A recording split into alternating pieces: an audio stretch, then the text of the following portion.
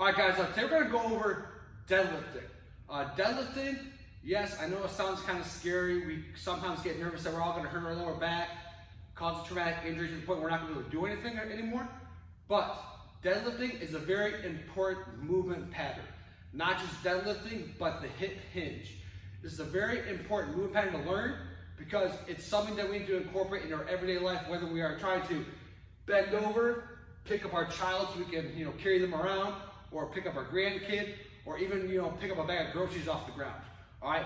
Most of the times, a lot of us don't know how to properly pick something up.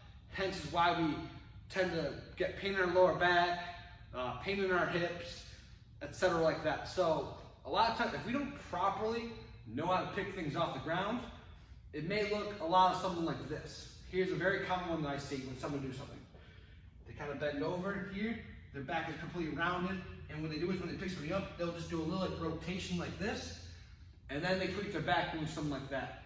So as you can tell, I don't really have a good neutral spine here. I'm super caved over, and you can tell right now this just does not feel super good on my lower back. So learning how to do a proper hip hinge, aka a deadlift of some sort, is very crucial to help benefit your own personal lifestyle and to stay healthy, especially as you get older. So the variation of deadlift or the variation of hip hinge really doesn't matter what you do.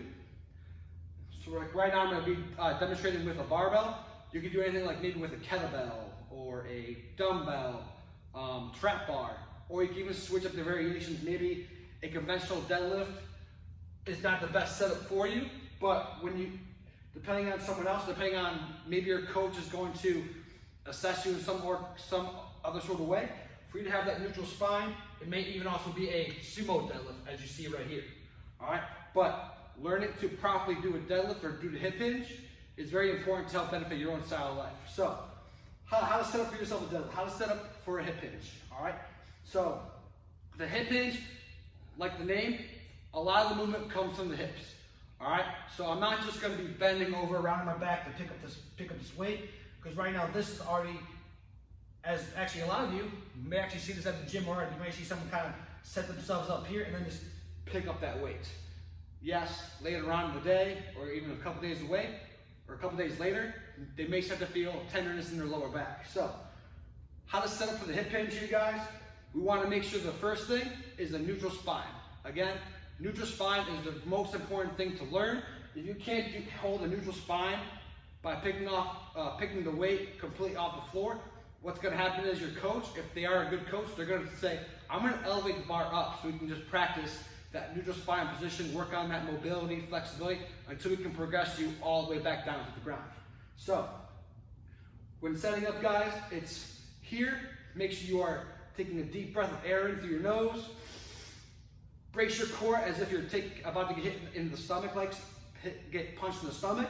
And then from here, you're going to take, I like to take my fingers, and I just like to push my hips away from the bar.